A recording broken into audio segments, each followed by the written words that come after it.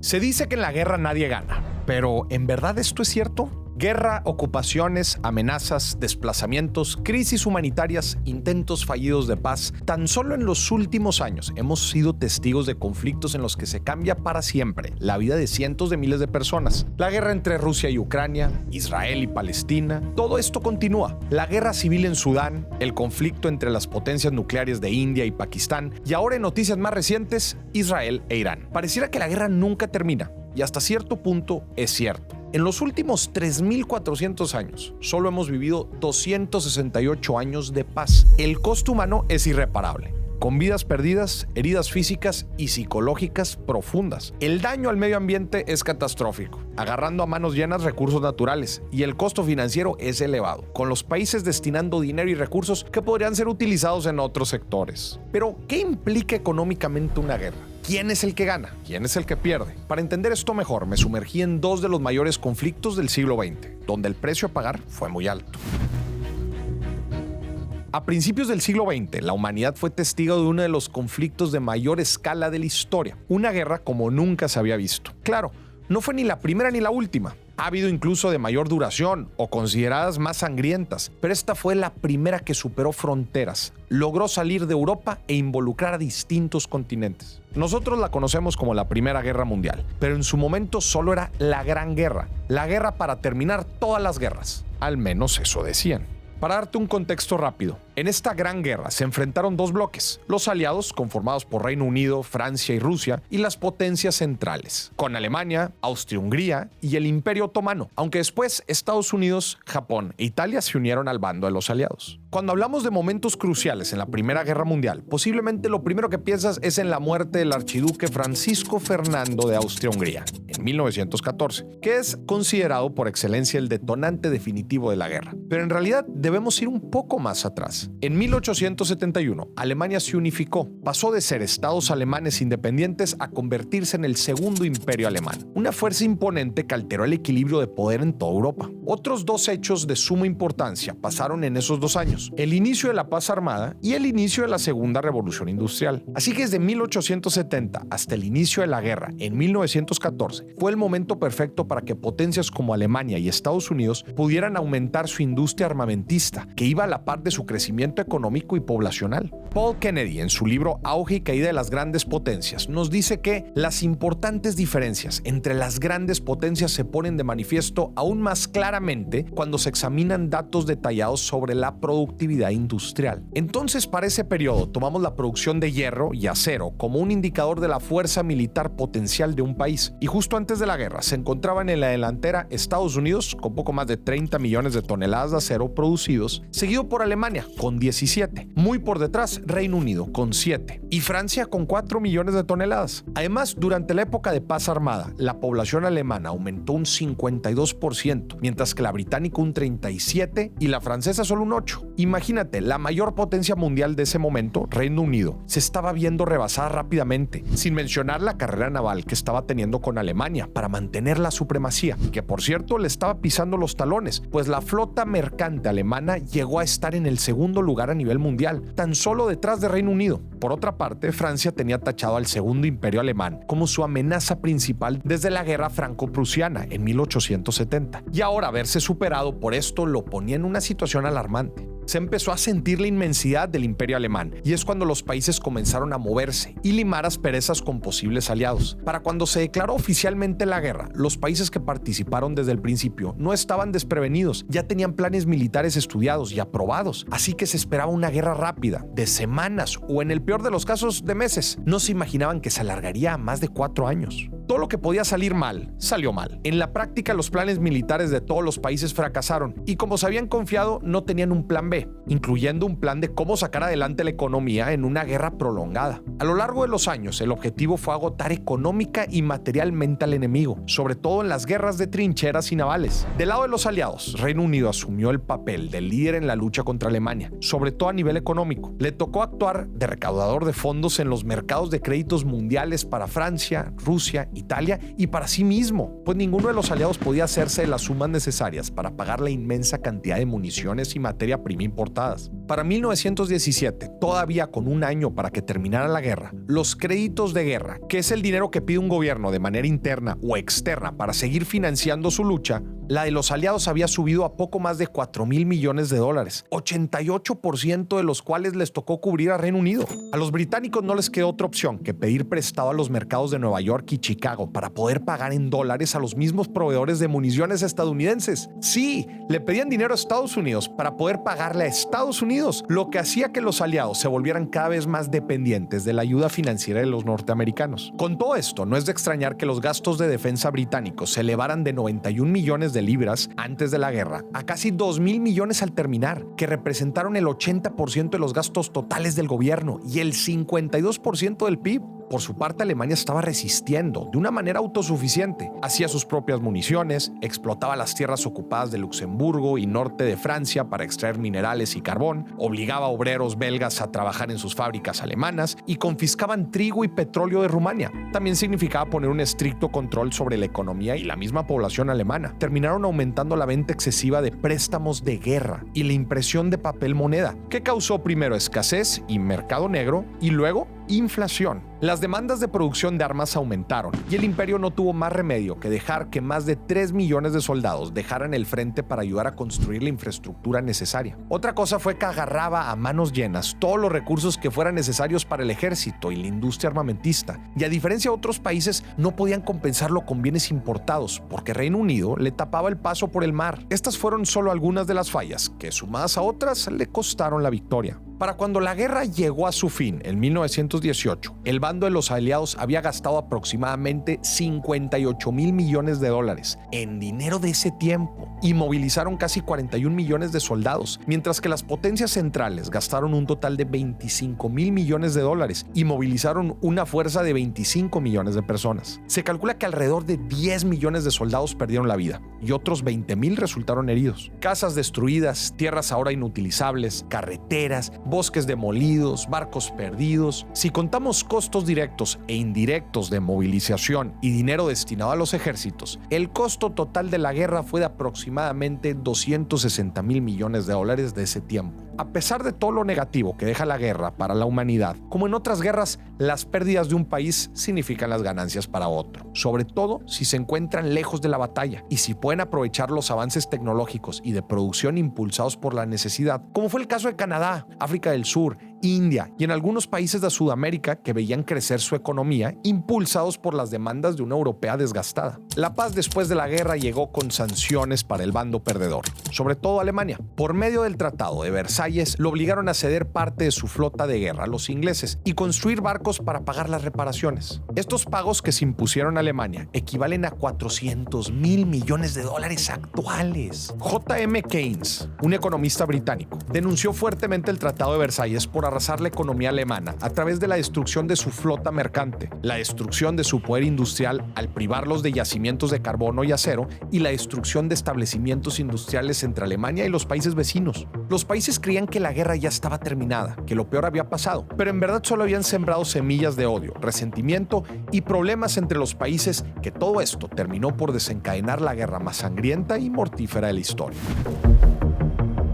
Se puede decir que una guerra lleva a otra, pues vemos a través de la historia que las secuelas y el rencor que deja una son la fundación y detonante de la siguiente. Hubo un punto entre la Primera y la Segunda Guerra Mundial en la que Alemania no tuvo más remedio que imprimir más dinero para intentar aliviar la situación económica en la que había terminado. Como te puedes imaginar, esto solo empeoró la inflación y devaluó la moneda. Esto sin mencionar que al mismo tiempo tenían que seguir pagando las reparaciones de guerra impuestos por el Tratado de Versalles en marcos de oro, que fue su moneda hasta antes de la guerra y que mantenía su valor, mientras que la moneda alemana a la que cambiaron se depreciaba más y más. Para que te des una idea, a principios de la guerra, una libra esterlina eran 20 marcos. Y para finales de la guerra, una libra esterlina eran 250 marcos. Así que Alemania solicitó permiso de suspender los pagos en lo que se recuperaba económicamente, pero los aliados se negaron rotundamente. Alemania llegó a su límite y no le quedó de otra que dejar de pagar. Francia y Bélgica no tardaron en invadir Ruhr, una región industrial alemana de suma importancia. Sin las fábricas, fue más difícil para Alemania tener algunos bienes,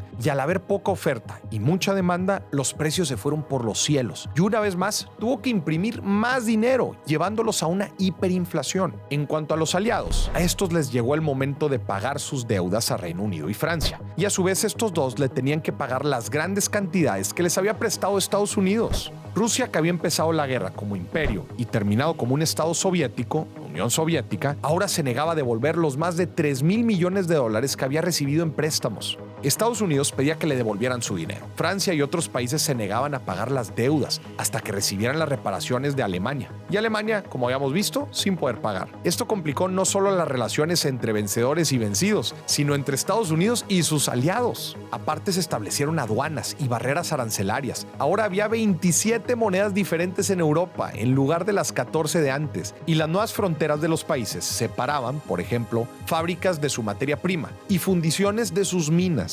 Además que los hombres que murieron, fueron heridos o estaban incapacitados, estaban en el prime de su vida productiva, lo que fue un golpe duro para la producción de los países. Sin duda, el poder de industrialización, sobre todo en el sector de las armas, de cada país era un factor decisivo para poder empezar y sobrevivir en la guerra. En la Segunda Guerra Mundial, las principales potencias, Alemania, Italia y Japón, del lado de las potencias del eje, y Reino Unido, Estados Unidos y Rusia, de las potencias aliadas, venían moldeando su industria desde antes de la Primera Guerra Mundial. Primero quiero que veamos el caso de las potencias del eje.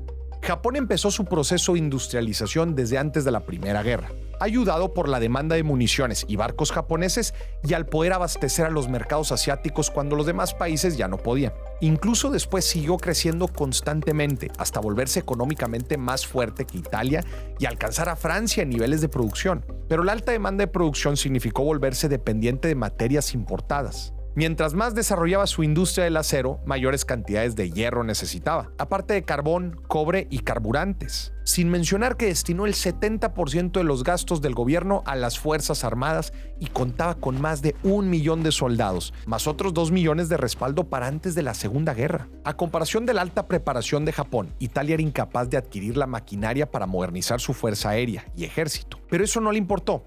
Bajo el mando de Mussolini, entró en la guerra sin tanques, cañones antiaéreos adecuados, bombas, portaaviones, radares ni moneda extranjera, confiando que la guerra ya estaba ganada, obviamente a su favor. Por otra parte, Alemania, el país en el epicentro del conflicto, a pesar de perder territorio, población y materias primas a más no poder, seguía teniendo el potencial industrial para volver a ser una fuerza imparable. Aunque iba en contra del Tratado de Versalles, empezó a abastecerse de armas en secreto, llegando a dedicar el 52% de los gastos del gobierno a armamento, invirtiendo más que Reino Unido, Francia y Estados Unidos juntos. Tanto así que la producción alemana de aviones pasó de 36 unidades en 1932 a más de 5,000 a principios de la guerra. Pero mientras más armas se producían, más imposible se hacía satisfacer la demanda de su fabricación. Se agotaban las reservas de materia prima del país y el dinero para nuevos suministros. Este potencial armamentístico y necesidad de nuevos recursos, combinado con una ideología de fuerza, lucha y odio sin compasión por los enemigos, lo ayudó a expandirse y ocupar Austria, Checoslovaquia, Bélgica, Países Bajos, Francia, Dinamarca y Noruega, con lo que aseguró el abasto constante de hierro, campos petrolíferos, una considerable industria metalúrgica, $200 millones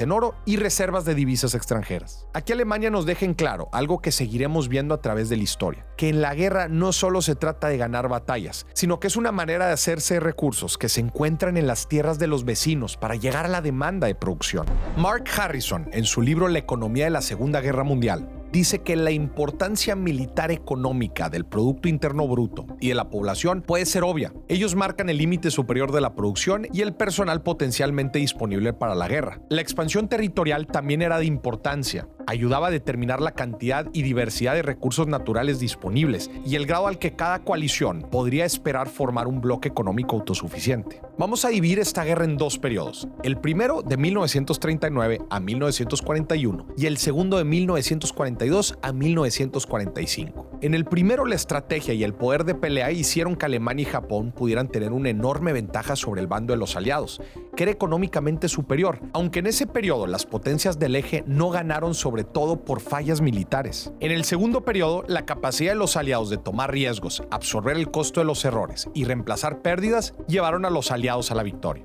Al terminar la guerra, Alemania había usado el 50% de su PIB como presupuesto militar, la Unión Soviética el 44%, Reino Unido 45% y Estados Unidos el 32%, además de causar más de 80 millones de muertes entre soldados y civiles, aunque las cifras no son exactas, por más de que se ha investigado a través de los años. La Segunda Guerra Mundial duró 6 largos y devastadores años, y fue en 1945, el último año de la guerra, cuando pasó un suceso que inició una carrera tecnológica como nunca antes. Por primera vez en la historia hizo su aparición la bomba atómica. En 1942, cuando Estados Unidos se unió a la guerra, también entró el Proyecto Manhattan, un proyecto secreto para crear un arma nuclear. El encargado fue nada más y nada menos que Robert Oppenheimer, un físico estadounidense que lideró a miles de trabajadores a través de un gran desafío y lo que ellos consideraban como un descubrimiento emocionante. Aunque más tarde el mismo Oppenheimer pensaba diferente. Ahora me he convertido en la muerte, la destructora de mundos. Supongo que todos pensamos eso, de un modo u otro, dijo Robert Oppenheimer. En agosto del 45, 2 bombas atómicas, Little Boy y Fat Man, fueron lanzadas a las ciudades japonesas de Hiroshima y Nagasaki, arrasando con ellas a una escala nunca antes vista, dejando a más de 100,000 personas sin vida y dando inicio a la era atómica. Estas primeras bombas costaron aproximadamente $2,000 millones en ese tiempo, lo que equivale a unos $25,000 millones actuales. Los mismos científicos que hicieron la bomba fueron los primeros en decir que el regular el poder nuclear desde un enfoque militar no era el adecuado. Ellos querían que fuera vista como una nueva tecnología con la que juntos podían avanzar al desarrollo de la humanidad, en lugar de un arma que debía ser cuidada y resguardada. Empezó una carrera entre Estados Unidos, la Unión Soviética, el Reino Unido y Francia para desarrollar sus propias armas nucleares y adoptaron una política llamada disuasión nuclear, en la que básicamente amenazaban con ataques nucleares a quienes intentaran atacarlos. Aunque unos vieron a la era atómica como algo positivo, para otros era una amenaza al futuro de la humanidad. Desde la Guerra Fría, cuando llegó a haber más de 70,000 cabezas nucleares en el mundo, se han ido disminuyendo la cantidad de este tipo de armas. El número exacto de armas nucleares de cada país es un secreto nacional muy bien guardado, pero actualmente se estima que hay 12,000 armas nucleares divididas entre 9 países: Rusia, Estados Unidos, Reino Unido, Francia, Israel, Pakistán, India, China y Corea del Norte, con Estados Unidos y Rusia teniendo el 90% de las armas nucleares del mundo. En el 2024 se gastó más de $100,000 millones en armas nucleares, lo que equivale a poco más de $11 millones por hora. Durante la investigación de este video, quería buscar algo de información sobre la participación de México en las grandes guerras, y la verdad no me decepcionó. Encontré algunas cosas que se me hicieron súper interesantes, y creo que es algo que muchos no sabíamos. Hasta ahora. Cuando se habla de la participación de México en la Segunda Guerra Mundial, usualmente se menciona el Escuadrón 201, pero en verdad su rol va más allá de la ayuda militar. Aunque al principio de la guerra tomó una postura neutral, a través de los años se fue inclinando más a los países aliados, sobre todo porque estaban en contra de la ideología alemana.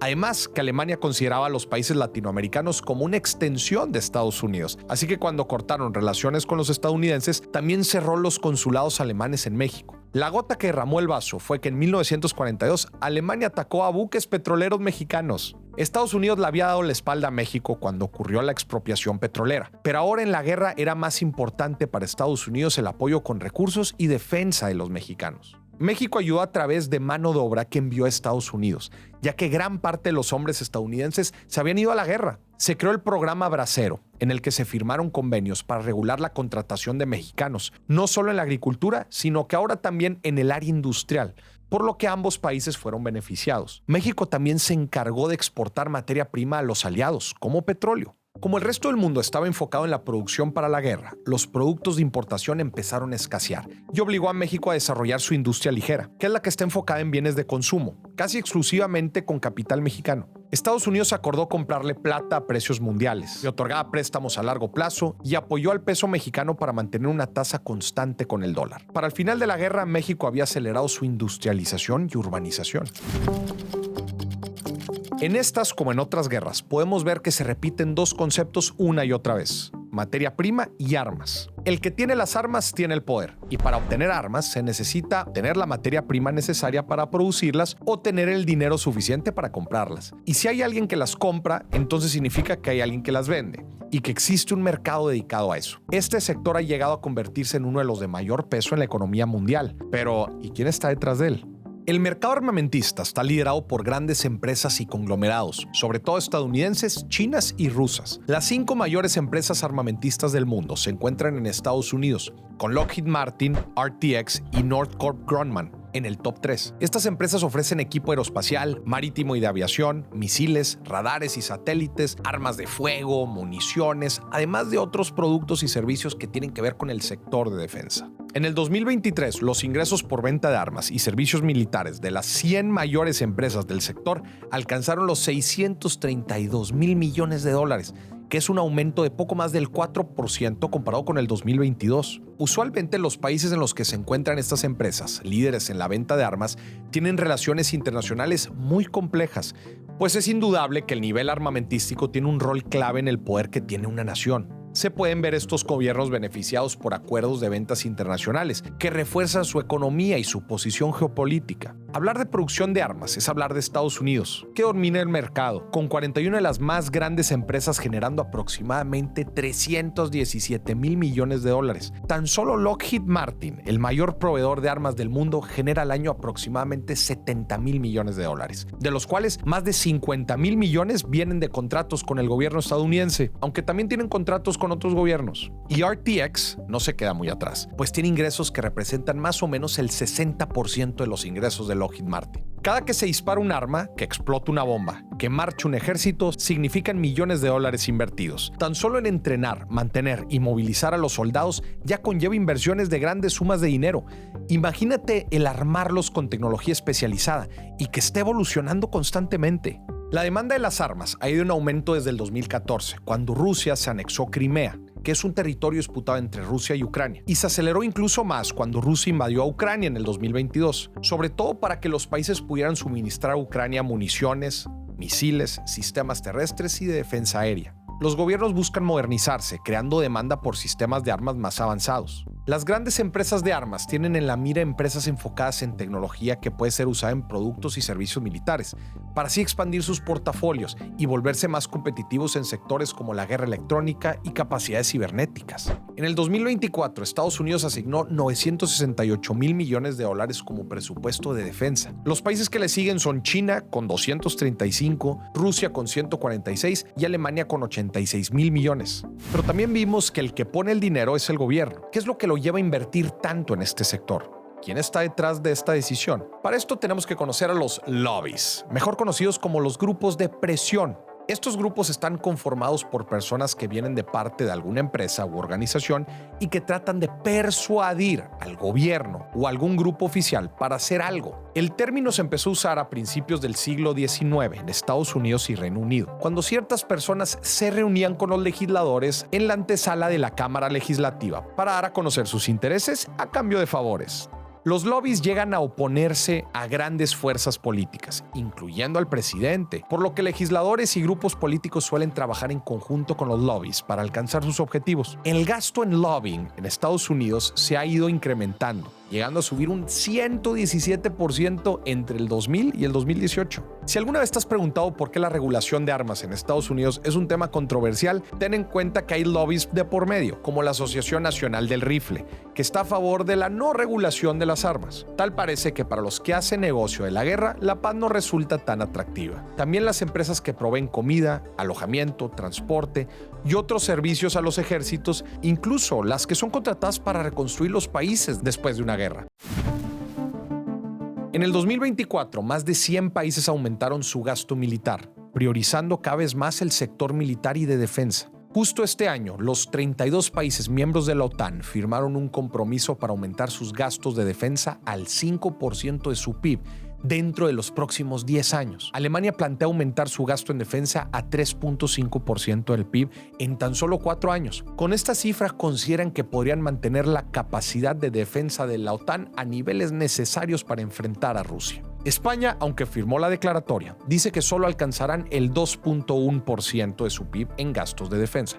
Y Donald Trump no lo tomó muy bien. Lo primero que hizo fue recurrir a amenazas, diciendo que se asegurará de que cada país ponga como presupuesto lo que corresponde. Teniendo en cuenta este aumento en el presupuesto y la demanda por tecnología avanzada de defensa, impulsada por las tensiones entre los países, es posible que en los próximos años la industria armamentista siga creciendo. Hemos pasado por mucho, desde momentos en la historia donde se ha utilizado más del 50% del PIB de un país para luchar, a luego mantener presupuestos más bajos, hasta la actualidad, en la que suben, aunque dentro de una cifra pasable, significa que este dinero no irá a otros sectores como salud, educación o el medio ambiente. Es cierto, desde un enfoque humano, nadie gana la guerra. Deja dolor y destrucción a su paso, que marca generaciones enteras, pero es indudable que hay quienes sí se benefician. Empresas que aumentan su valor en la bolsa, gobiernos que refuerzan su posición y economías enteras que se fortalecen. Mientras haya demanda, habrá un mercado para cubrir sus necesidades, aunque signifique hacerlo a costa de otros. Si te gustó este tema y te gustaría que profundizáramos en algún otro, escríbelo en los comentarios, lo vamos a estar leyendo y gracias por llegar hasta acá. Te mando un fuerte abrazo, que no se te olvide, suscríbete al canal y dale click a la campanita para que te llegue el próximo video.